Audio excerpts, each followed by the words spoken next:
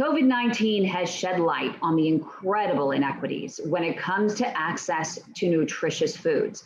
Food insecurity is a big factor when it comes to nutrition deficiencies that leave our bodies vulnerable to viruses and chronic illness, whether it's COVID, diabetes, heart disease, or peripheral artery disease, which is a narrowing of the arteries in the legs due to plaque buildup.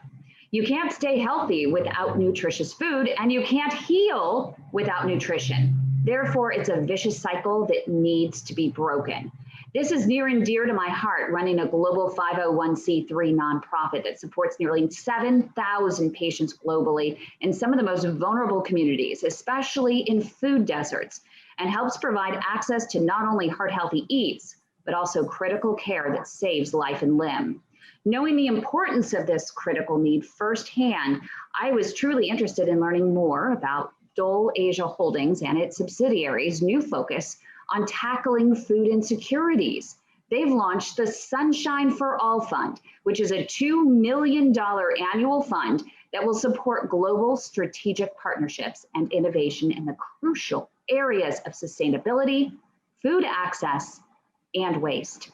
Here to discuss the effort from an innovation standpoint is Dr. Lara Ramdin, the new Chief Innovation Officer of Dole Packaged Foods. She is at the forefront of the business transformation, which is deeply rooted in its purpose. Dr. Ramdin, thank you so much for being here. Thank you so much for having me, Kim. So what does it mean for a company to have a purpose in today's society versus simply a mission that sounds good on paper? It means action.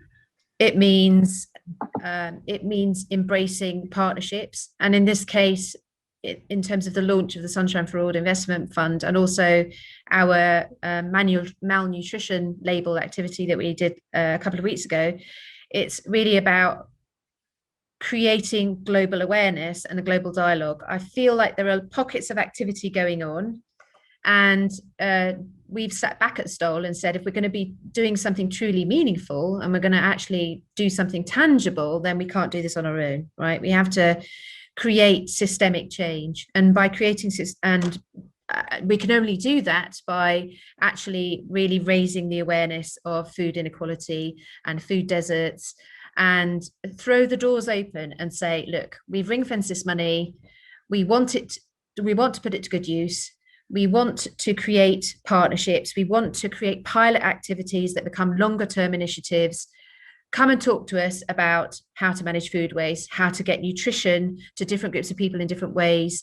And we're listening, we're ready to act. But why now? Why is this the right time? I think that we have been working on our promise for some time, and we were already thinking about becoming, broadening our horizons and broadening our partnerships and broadening our footprint and becoming a health and wellness company rather than, a fruit company. And then COVID hit, and actually it just became more and more apparent that it wasn't just about business anymore. It was about healing the world. I mean, you said it in your introduction, it's about healing the world with good food. And then as a result of that, we realized that not everybody has access to good food. So it's on us. We have a responsibility to make sure that more people have access to good food. So COVID really accelerated, it really widened the gap. And so for us now, we're like, now or never, we have to do something about it. Can you clearly define the purpose for us? There's a few things across our purpose, across our promise, as we call it. We call them our promise pillars. So the biggest one that we're here to talk about today is this closing the gap between nutrition and people. So that's affordability, that's accessibility, that's acceptability, and waste. So we don't just want to do it at one end, we want to do it at both ends, right? We want to make food affordable, we want to make it accessible, and we also want to, as an organization with other organizations, tackle this food waste mountain that we have in the United States, but we also have in other countries. The UK also has a significant waste problem as well. The other things in the promise are also reducing our processed sugar in our products, achieving carbon neutrality, and zero fruit loss, which I talked about, and then also reducing our dependence on plastic, so zero plastic packaging as well. So it's people and planet that we're tackling through our promise. It's interesting because that you mentioned processed sugars, just because there was a reason why companies added in the processed sugars. Is it going to be hard to convince the public that this is even better, it's tastier? It's just like when you have a piece of damaged fruit and people think it's going to taste less tasty because it has a little mark on it. How do you get the people's perceptions to change as you move forward with this new initiative to reduce the processed sugars that make things taste so good, and it's a taste that they're now used to? Yeah, I mean, we are in the midst of reworking some of our core products and removing the processed sugar and replacing it with natural products, so natural fruit juice, etc. And obviously that's a huge transformation for us, and not something that we can just do overnight. And through lots of rigorous testing, we still want to deliver people a great tasting product. There will be an education that has to be done. Education is a massive part of what we're doing here at Dole in order to deliver our promise. So we will have to take consumers on that journey with us to educate them that actually it does taste good and it is better for them. It's not going to be an overnight switch for people if they've grown up on something that has had processed sugar in it. But we believe very much in not only educating adults and parents, but also educating children as well. I think we want to be able, you talked about empowering patients to take charge of their health. I think central to our promise about closing that gap on nutrition is educating children on how important nutrition is for their health and their longevity, and also empowering them with the right tools to do that. And so what does it mean for you to be the head of innovation in this big transition? This is a big transition for Dole Foods. What does it mean to be the head of innovation in this transition, and what does the daily activity look like for you in this?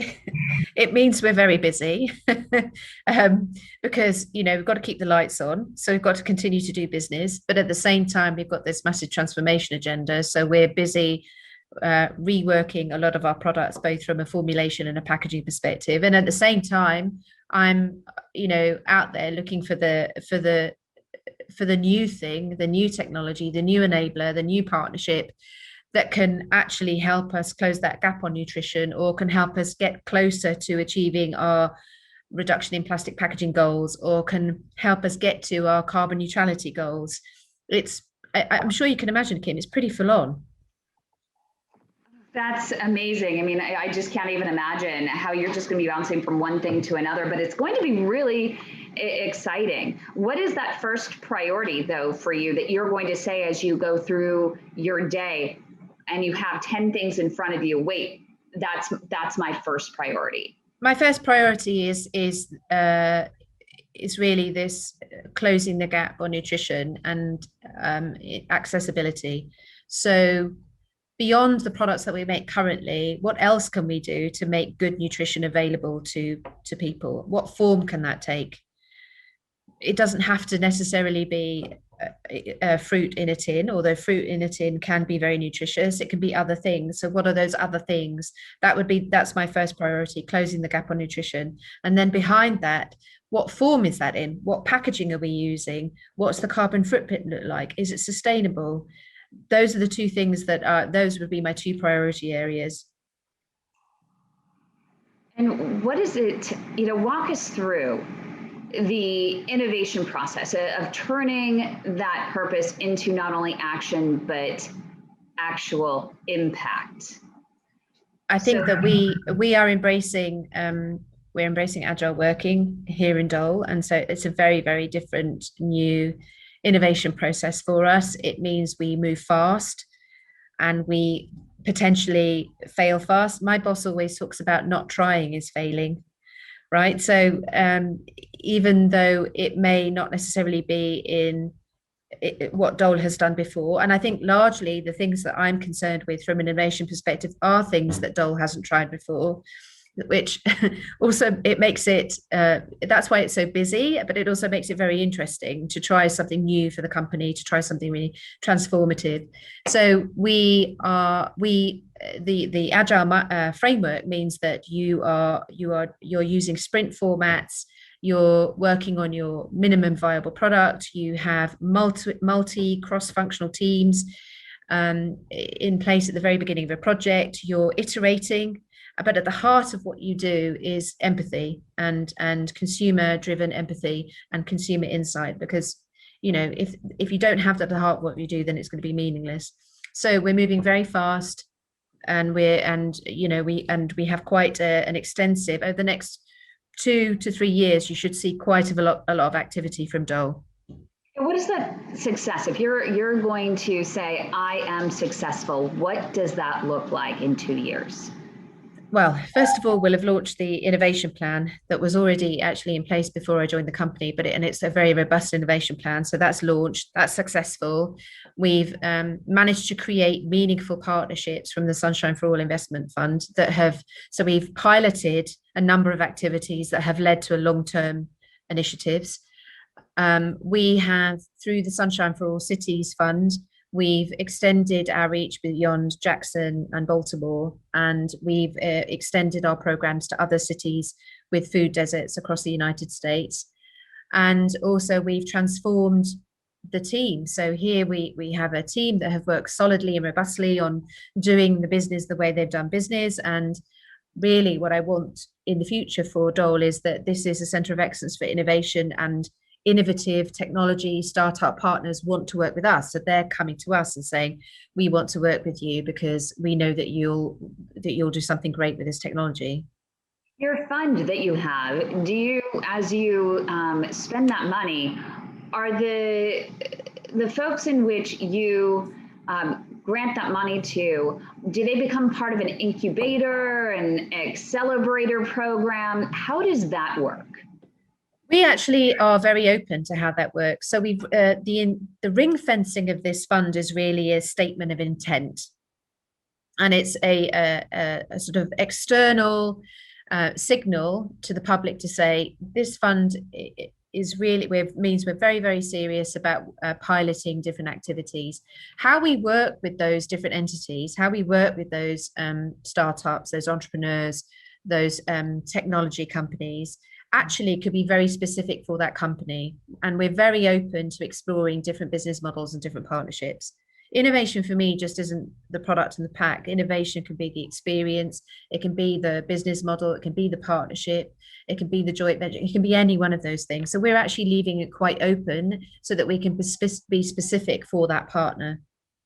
Now, it sounds great to hire a head of innovation and bring them on board and have an innovation plan, but sometimes in very traditional companies that have been around for a very long time, there are still some traditional ways of thinking that you still have to continue. You're like, gosh, you hired me, but yet I still have to convince you that I'm hired for a reason. I'm here to do something different, and yet you're still not willing to do something different. Do you find that as you're going along in your journey here, and how do you handle that?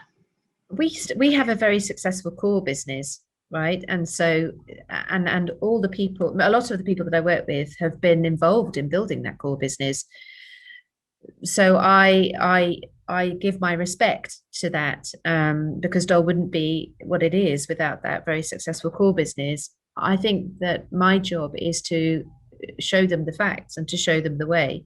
My job is to take them on the journey. It isn't just to pitch up and say, hey, I'm the head of innovation and you need to believe me because I said so.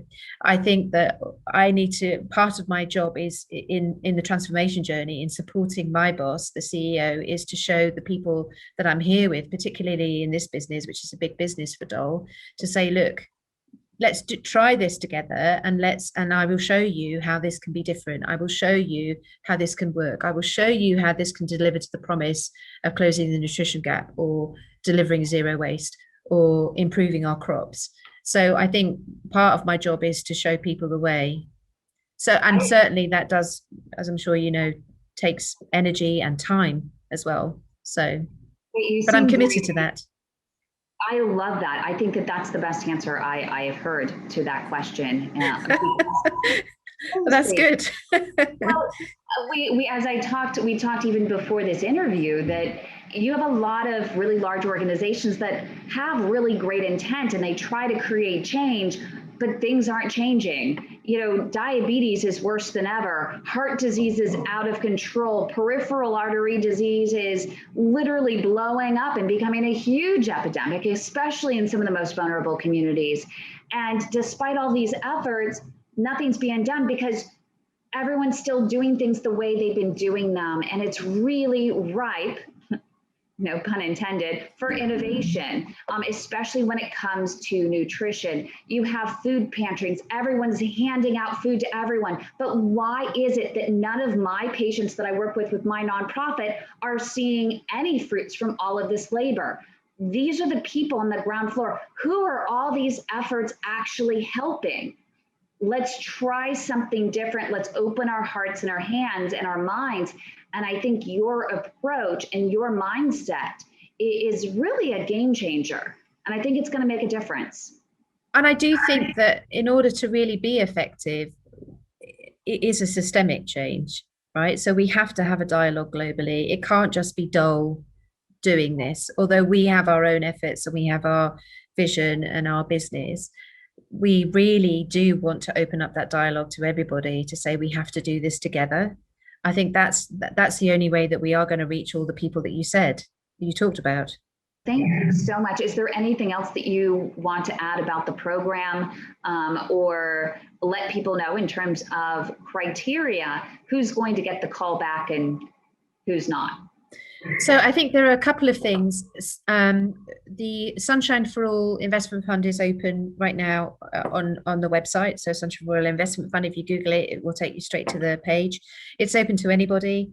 The different areas that we are looking for partnership, pilot activities, technology in our crop management. So anything that could produce sustainable crops, management of food waste, anything that will close the gap between nutrition and people and make nutrition accessible, affordable, acceptable, and anything that might have an impact, an environmental impact, and on packaging. We're really interested.